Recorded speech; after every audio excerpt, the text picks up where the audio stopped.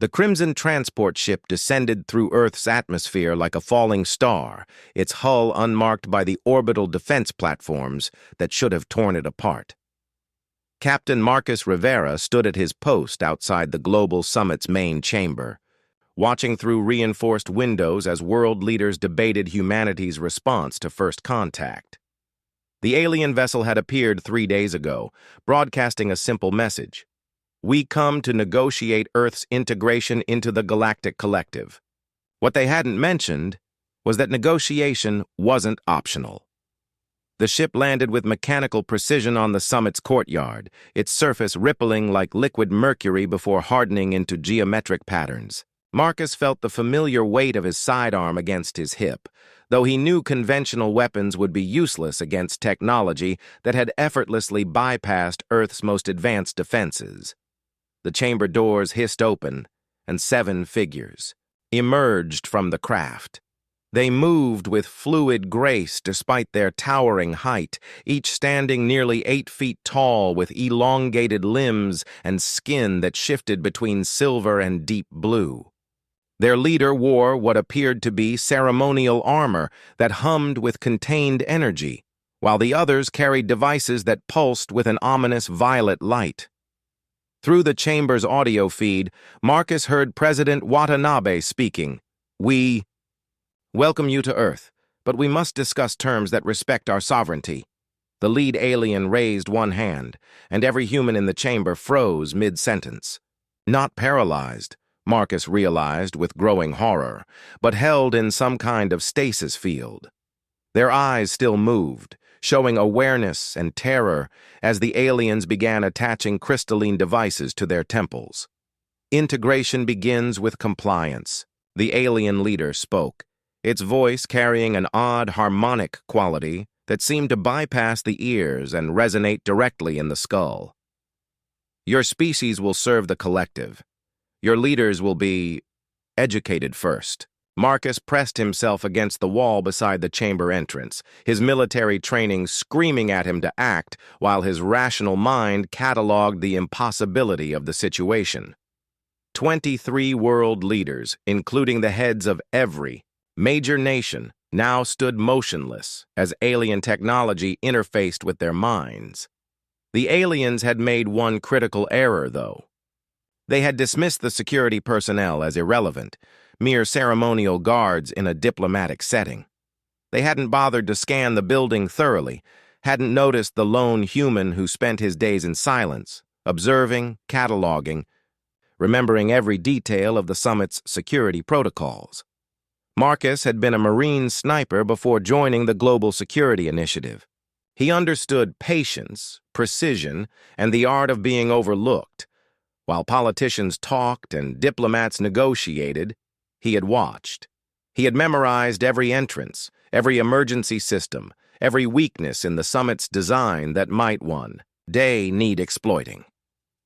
As the aliens continued their work, Marcus began moving through the building's service corridors. The integration devices were sophisticated, but they required time to complete their neural mapping.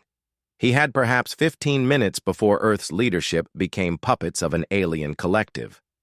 15 minutes to do what humanity's greatest minds and most advanced weapons could not: stop an invasion that was already inside the gates.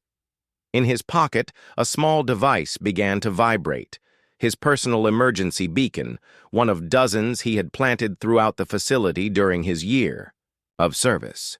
He wasn't just a guard standing watch over sleeping diplomats. He was a soldier who had never forgotten that sometimes the fate of the world rested not on grand gestures, but on one person willing to stand in the gap when everyone else had fallen.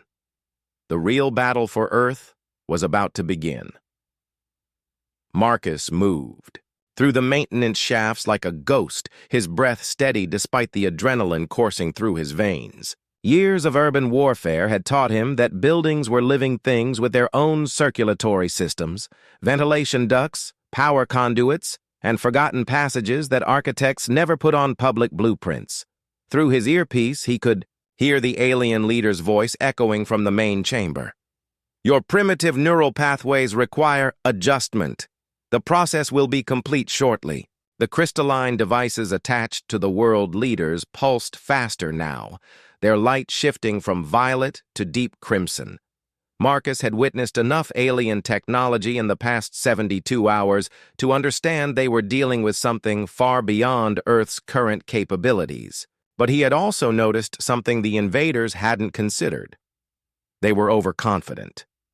Sliding through a ventilation grate, Marcus dropped silently into the building's central security station. The room was empty. The alien leader had dismissed the human guards with a casual wave, sending them into the same catatonic state as the world leaders.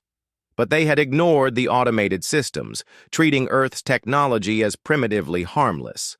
Marcus's fingers flew across the control panels, accessing protocols he had helped design during his first month on the job.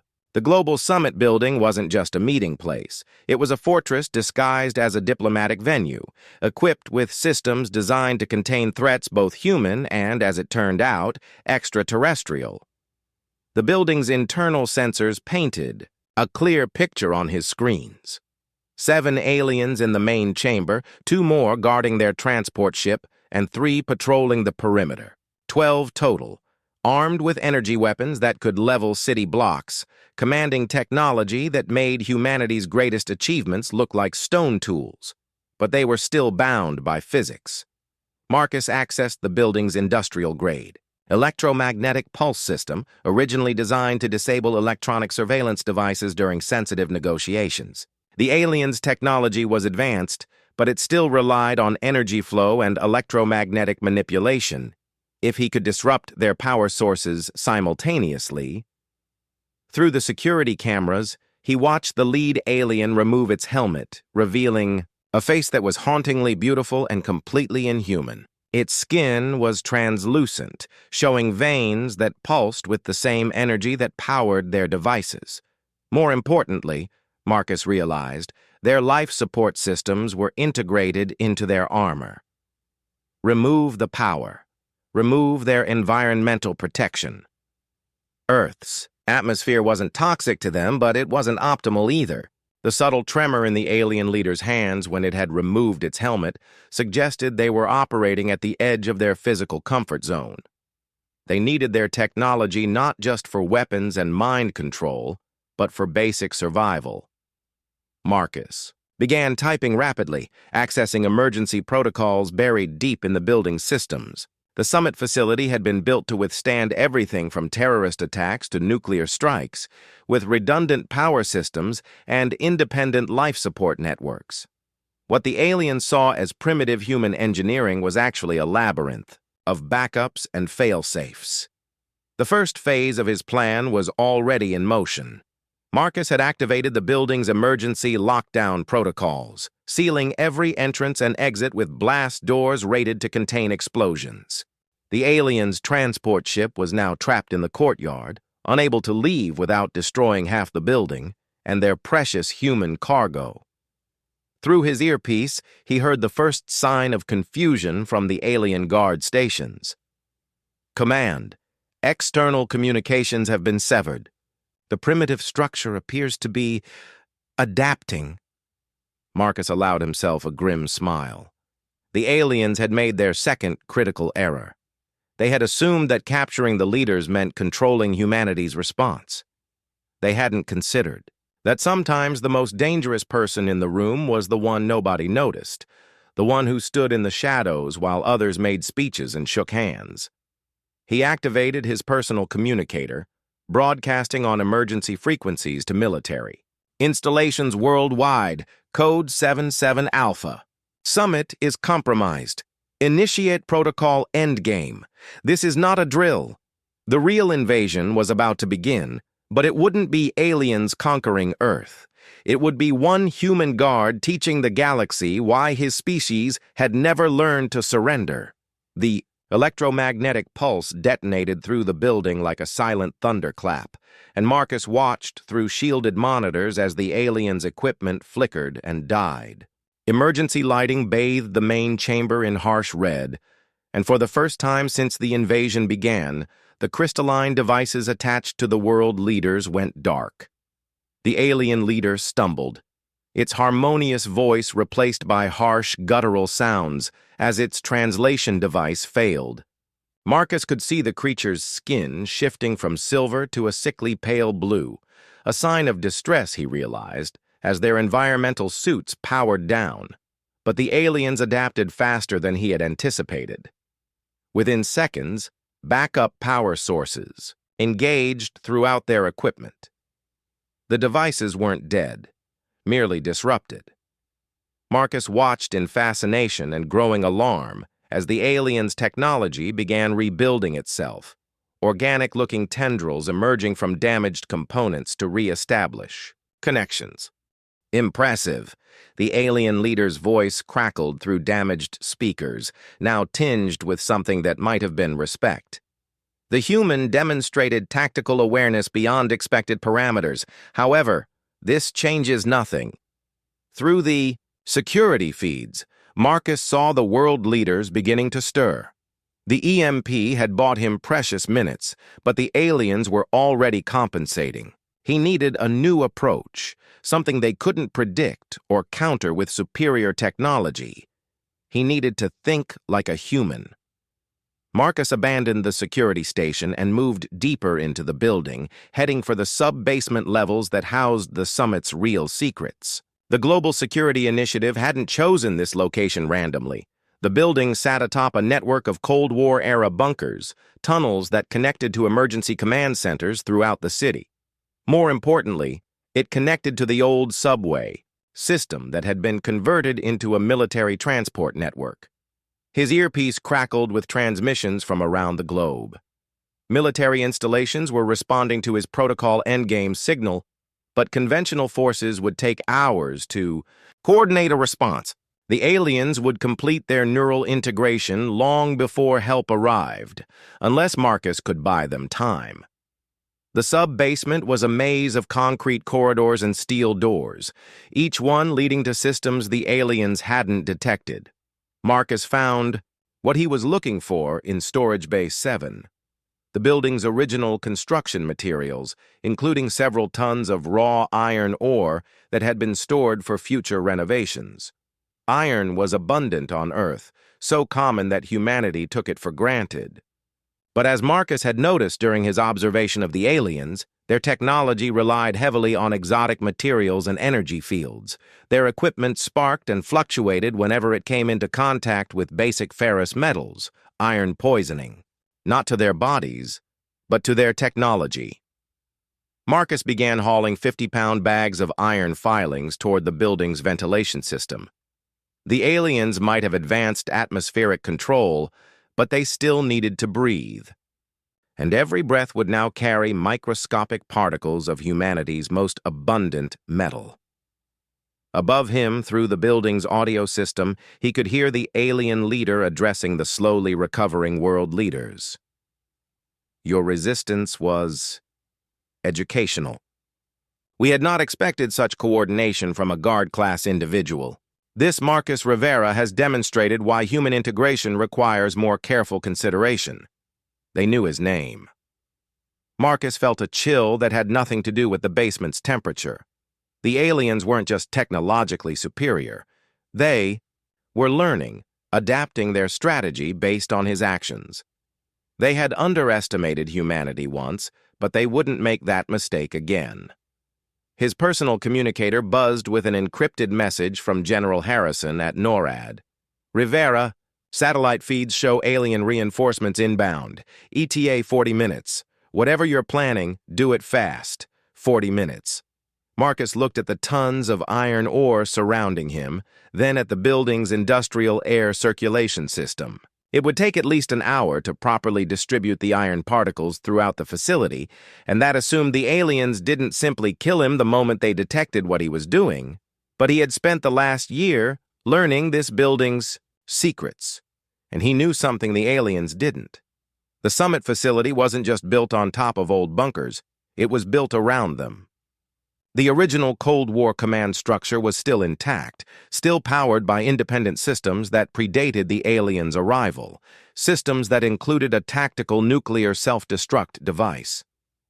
Marcus stared at the activation panel, his finger hovering over the biometric scanner. 23 world leaders held captive above him, an alien invasion fleet approaching Earth, and one human guard standing between his species' freedom and eternal servitude.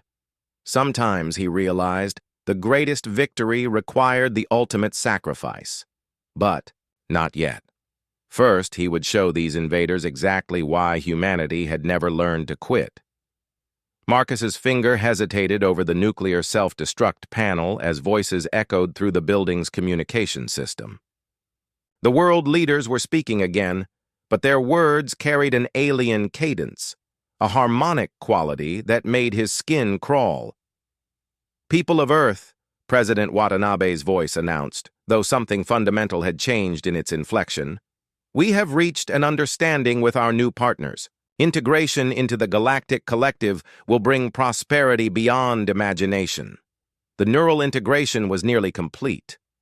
Marcus realized he had minutes, not hours, before Earth's leadership became permanent mouthpieces for alien conquest. But detonating the nuclear device would kill everyone in the building, including the leaders he had sworn to protect. There had to be another way.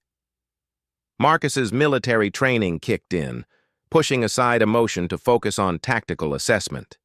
The aliens had superior technology, but they were operating within human architecture, breathing human air, bound by human physics. Every advantage had a corresponding weakness. He activated his personal scanner, one of the few pieces of equipment that had survived the EMP due to its military-grade shielding. The device painted a three-dimensional map of the building, showing heat signatures, electromagnetic patterns, and structural stress points. The alien technology was impressive, but it was also invasive. The energy patterns from their neural integration. Devices were overwhelming the building's electrical systems, causing microscopic fractures in the foundation as conflicting technologies interacted. The aliens were literally tearing the building apart from the inside. Marcus smiled grimly as a new plan formed. He didn't need to poison the aliens or detonate nuclear weapons. He needed to turn their greatest strength against them. Racing through the sub-basement corridors, Marcus reached the building's primary structural support systems, the Global Summit. Facility had been designed to withstand earthquakes, terrorist attacks, and nuclear strikes, but it hadn't been designed to handle exotic energy fields that operated outside conventional physics.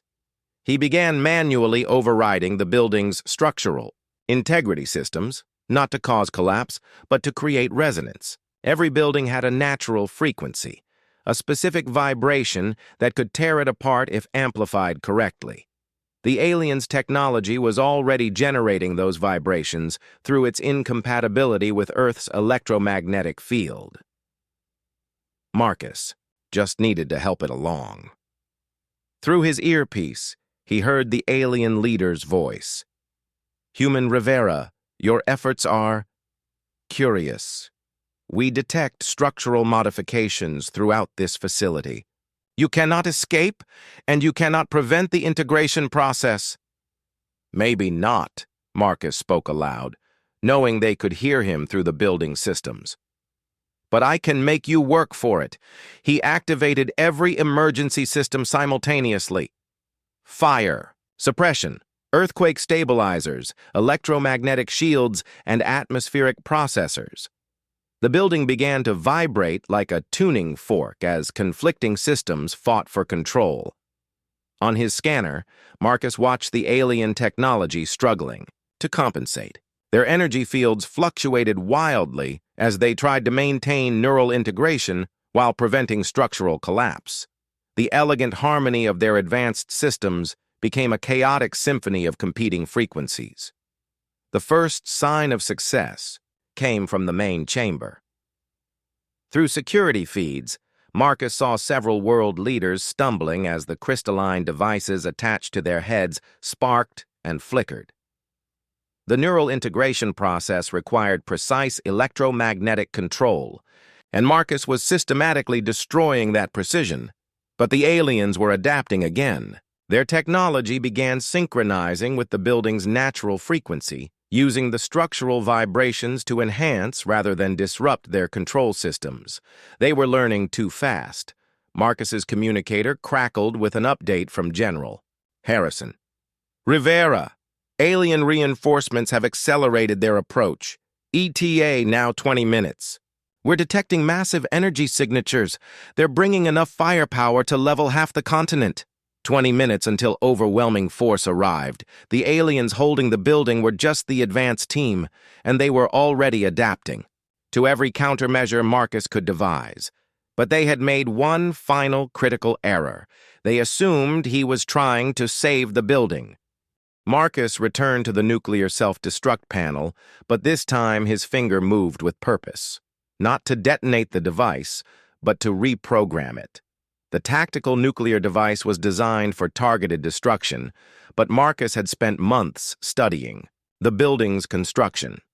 He knew exactly how to reshape the explosion. Instead of destroying the summit facility, he could collapse it into the old subway tunnels below, creating a controlled implosion that would trap the aliens underground, while leaving the surface structure intact. The world leaders would survive in the building's reinforced upper levels, protected by blast-resistant design and emergency life support. The aliens, however, would find themselves buried beneath tons of concrete and steel, cut off from their technology and their reinforcements. Marcus began the reprogramming sequence, his hands steady despite the building's increasing vibrations. Around him, the ancient Cold War bunkers groaned and shifted as incompatible technologies waged war in the spaces above. He had found the solution, but implementing it would require him to remain in the sub-basement to manually guide the implosion. Someone had to stay behind to ensure the collapse followed the precise pattern needed to save the hostages while trapping their captors. Someone had to guard the guards. As his fingers moved across the nuclear device's control panel, Marcus smiled. For once in his life, being the person nobody noticed was exactly what the world needed. The building screamed. Marcus felt the vibrations through his boots as the alien technology and human engineering reached a breaking point. Somewhere above him, exotic energy fields were literally rewriting the laws of physics in localized pockets, while the building's emergency systems fought to maintain structural integrity. Through his headset, he could hear the chaos in the main chamber. The world leaders' voices shifted between human and alien inflections as the neural integration devices struggled against the increasingly unstable electromagnetic environment. The human is destabilizing the entire structure, the alien leader's voice crackled through damaged speakers. Terminate him immediately. Marcus heard footsteps in the corridors above, heavy, deliberate steps that suggested the aliens were finally taking him seriously. He had perhaps minutes before they reached the sub-basement levels, and the nuclear implosion required precise timing to avoid killing everyone in the building. His personal scanner showed 2 alien guards descending toward his position, their energy weapons charging with lethal intent. But the same electromagnetic chaos that was disrupting their neural integration was also affecting their targeting systems.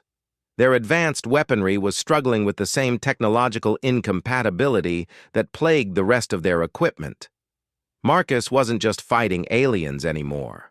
He was fighting the fundamental incompatibility between 2 completely different approaches to technology: organic versus mechanical, elegant versus robust, sophisticated versus reliable. And in this particular environment, human engineering was winning. The first alien guard appeared at the end of the corridor, its weapon raised and crackling with barely contained energy. But when it fired, the blast went wide, the energy beam curving unpredictably as it interacted with the building's chaotic electromagnetic field. Marcus didn't waste the opportunity. He triggered the building's emergency fire suppression system in the corridor, filling the space with dense foam that interfered with the aliens' enhanced senses. Then he activated the earthquake stabilizers in the walls, creating precise vibrations that made it impossible for the aliens to maintain their balance.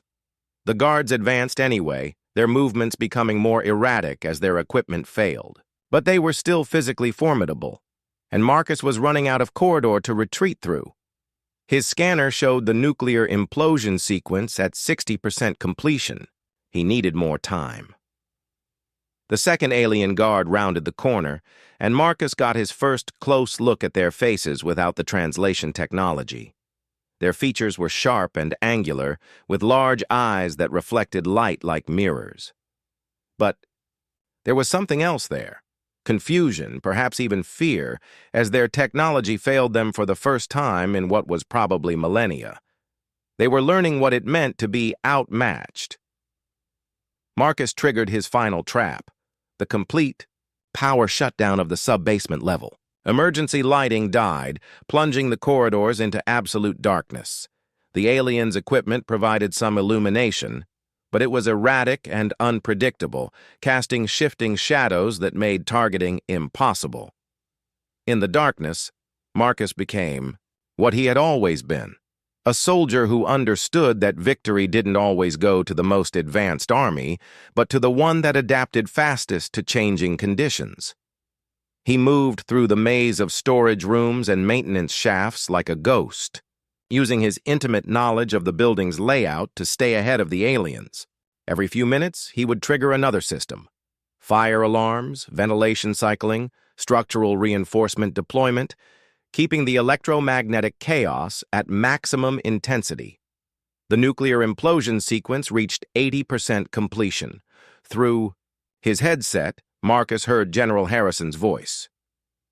"Rivera, satellite feed shows the alien reinforcements have entered Earth's atmosphere. Whatever you're doing down there, you need to finish it now."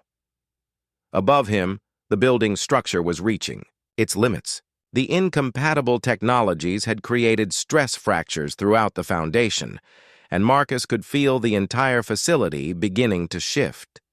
If he didn't trigger the controlled implosion soon, the building would collapse naturally, killing everyone inside.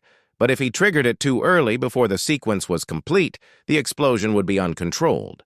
The blast would level several city blocks and accomplish nothing except giving the aliens a clear justification for orbital bombardment. The implosion sequence reached 90% completion just as the first alien guard found him in storage, Bay 7. The creature raised its weapon, energy crackling around its form like controlled lightning. Human. It spoke without translation technology, its voice a series of harmonic tones that Marcus's brain somehow interpreted. "Your resistance ends now." Marcus looked at the nuclear control panel, then at the alien guard, then back at the panel. 95% completion. Almost there." "You made one mistake," Marcus said quietly, his hand moving toward the final activation switch. "What mistake?" the alien demanded. Marcus smiled in the emergency lighting. "You assumed I was trying to escape." He slammed his palm down on the activation switch as the alien fired. Energy and nuclear fire erupted simultaneously in the confined space, but Marcus had already thrown himself behind the blast-resistant housing that protected the building's primary support columns. The controlled implosion began exactly as programmed, collapsing the building's foundation in a precise pattern that would trap the aliens while preserving the upper levels. But Marcus realized, as the world exploded around him, that he had miscalculated one final variable. The blast-resistant housing would protect him from the initial explosion, but not from the millions of tons of concrete and steel that were about to come crashing down. He had saved the world, but he wouldn't live to see it. As the foundation crumbled beneath his feet, Marcus's last thought was that sometimes being the person nobody noticed meant nobody would remember your name, but they would remember what you did. The implosion was beautiful in its precision. Marcus felt the building collapse around him in stages, each level folding into the next with mathematical certainty. The blast-resistant housing groaned under impossible weight, its steel framework bending but not breaking as millions of tons of concrete settled into the subway tunnels below. In the darkness, crushed between twisted metal and broken stone, Marcus listened to his own breathing. Somehow, impossibly, he was still alive. The housing had held just enough to create a pocket of survivable space, though he couldn't move more than a few inches in any direction. His personal scanner had been destroyed in the collapse, but his military-grade communicator still functioned. Through static-filled channels, he could hear the outside world responding to the controlled demolition of the global summit building. Massive seismic event at the summit location. No response from alien vessels. Search and rescue teams en route. Marcus tried to key his communicator, but his arms were pinned. He could only listen as rescue coordinators tried to make sense of what had happened. The official story would probably blame a structural failure or terrorist attack. The truth, that a single security guard had collapsed a building to trap an alien invasion force, was too incredible for public consumption. But the truth was what mattered. Through the static, Marcus heard a familiar voice. General Harrison, coordinating rescue operations. Priority 1 is locating the world leaders. Intelligence suggests they were moved to the upper levels before the collapse. The plan had worked. The controlled implosion had buried the aliens in the subway tunnels, while preserving the building's reinforced upper stories. Earth's leadership would survive, though they would need extensive medical evaluation to reverse whatever neural modifications the aliens had attempted. Hours passed in the darkness. Marcus drifted in and out of consciousness, his body shutting down non-essential functions to conserve oxygen. He thought about his career, his decision to leave active military service for the quiet life of a diplomatic security guard.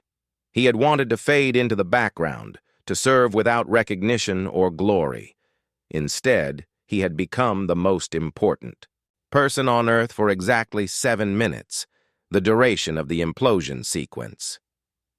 A new sound penetrated the debris around him. Drilling. Rescue teams were working to reach survivors, following heat signatures and radio signals through the rubble. Marcus tried again to activate his communicator, managing to move his thumb enough to trigger the emergency beacon. The drilling stopped. "We've got a signal," someone shouted. "Section 7, sub-basement level. Someone's alive down here." More drilling, closer now. Marcus could hear voices arguing about structural stability, about the risks of further collapse. Some wanted to wait for heavy equipment, others insisted on immediate extraction. A familiar voice cut through the debate. "That's Captain Rivera's signal. We don't leave him behind." The drilling resumed with renewed intensity. When they finally reached him, Marcus was barely conscious. Rescue workers had to cut through twisted steel and carefully remove tons of concrete to create an extraction route. The process took 18 hours. As they lifted him from the wreckage, Marcus caught a glimpse of the world above. The summit building was gone, replaced by a carefully engineered pile of rubble that looked like the result of natural collapse. Emergency vehicles filled the surrounding streets, but there was no sign of alien technology or the reinforcement fleet that had been approaching Earth. "The aliens?" Marcus whispered to the medic working on him. "What aliens?" the medic replied with professional calm. "You were in a building collapse, Captain. Possible head trauma. Just rest now." But General Harrison appeared at Marcus's side as they loaded him into the ambulance. He leaned close, speaking quietly. The reinforcement fleet turned around, retreated, beyond the outer system. Seems they lost contact with their advance team and decided Earth was more trouble than expected. Marcus managed a weak smile. The leaders? Alive. Recovering. Whatever those devices were doing to their brains, it stopped. When the power went out, they'll be fine, though they don't remember much about visitors. The ambulance doors closed, and Marcus felt the vehicle begin moving toward the hospital. Through the small window, he could see crowds of people lining the streets, watching the rescue operations with the morbid fascination that followed any disaster. None of them knew how close they had come to losing their freedom. None of them would ever know that their world had been saved by a man whose job was to stand quietly in corners and watch for trouble. As the ambulance pulled away from the wreckage, Marcus noticed something the rescue teams had missed: among the carefully arranged debris.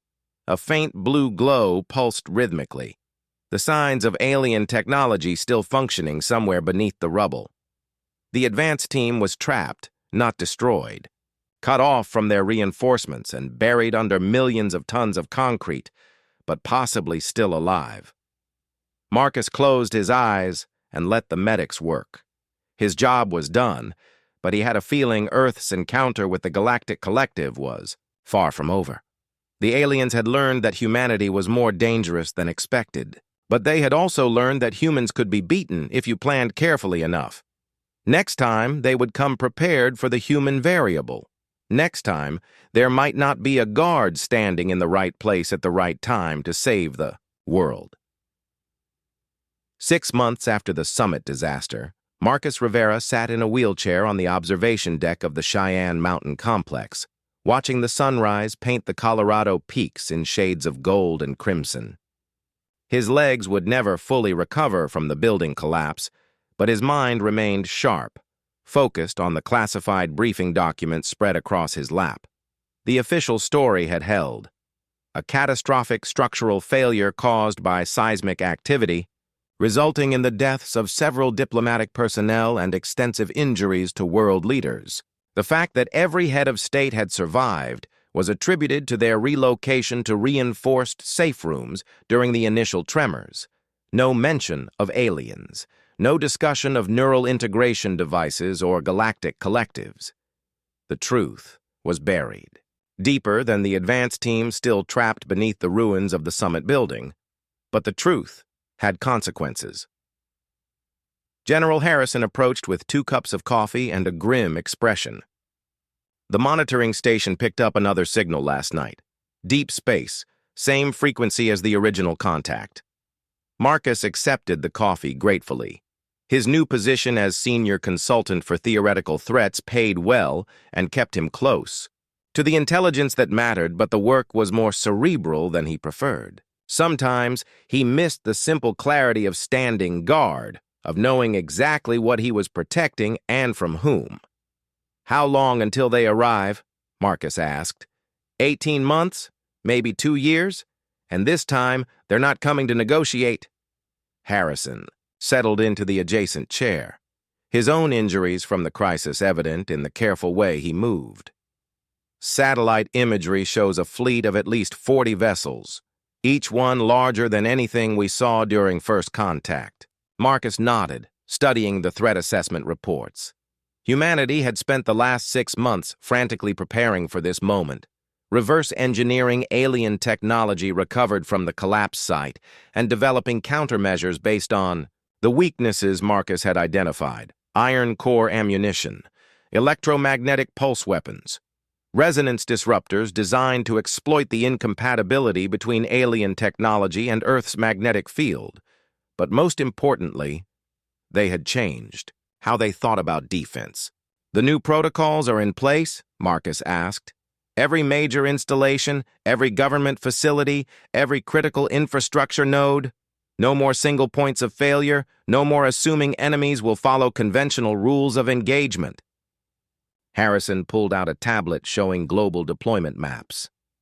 Distributed command structures, hardened communication networks, and redundant security protocols that assume hostile infiltration. The changes went deeper than technology. Earth's security forces had been restructured around a new philosophy: that the most dangerous threats were often the ones nobody saw coming, and that victory sometimes depended on people who operated in the shadows rather than in the spotlight. Marcus's experience had become the template for a new kind of warfare. "The guard protocol," Harrison continued, "is now standard training for all security personnel.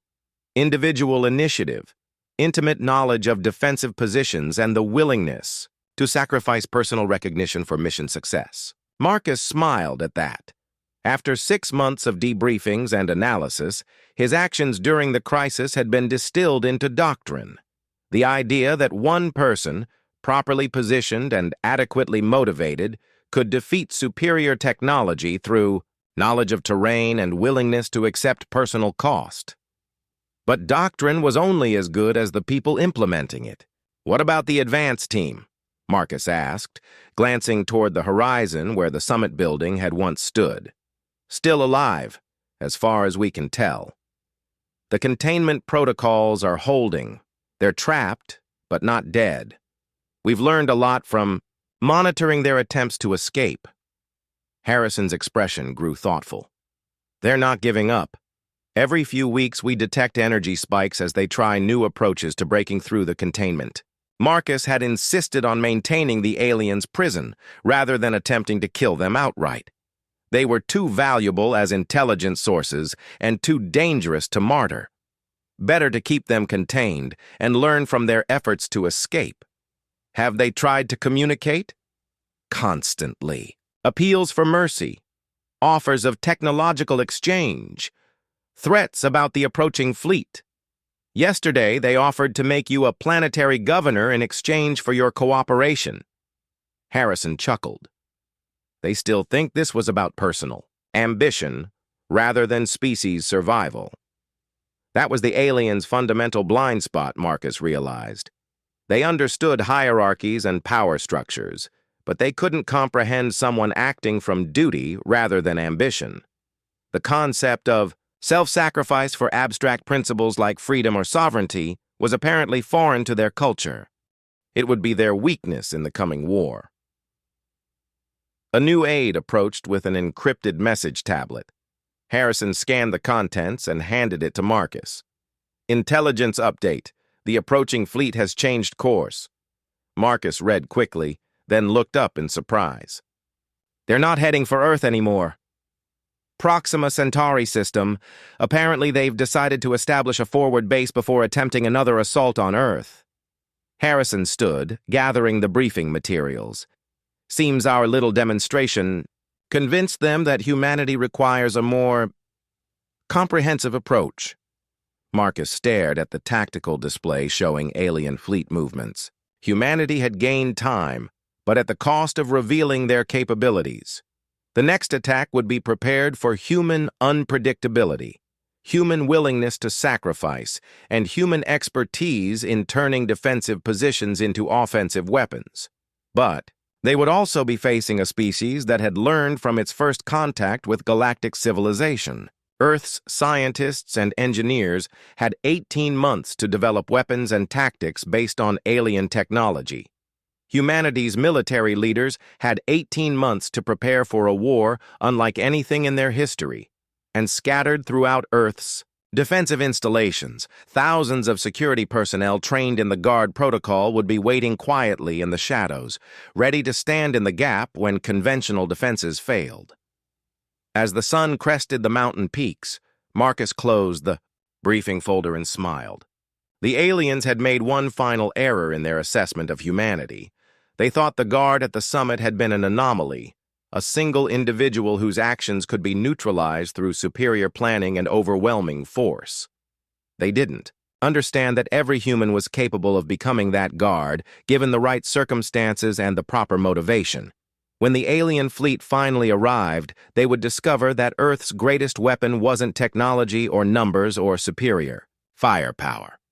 It was the simple fact that when humanity's survival was at stake, everyone became willing to stand watch in the darkness, forgotten by history, but remembered by the future they died to protect.